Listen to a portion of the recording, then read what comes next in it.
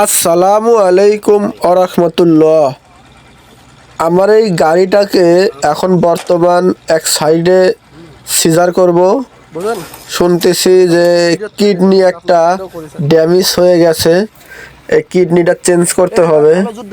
এই জন্য ডাক্তার সাহেবকে নিয়ে এসেছি। ডাক্তার সাহেব বুঝতেই পারছে না যে কোন সাইডে কিডনি ড্যামেজ। এই যে একটা কিডনি সামনে রাখা আছে, এটা এই যে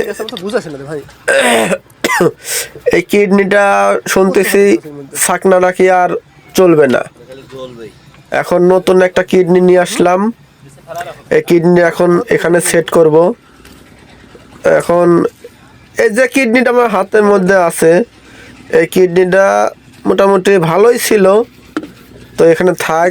আমি দেখি আরেকটা কিডনি কোথায় রাখলাম, ওই জিনিসটা নিয়ে আসি।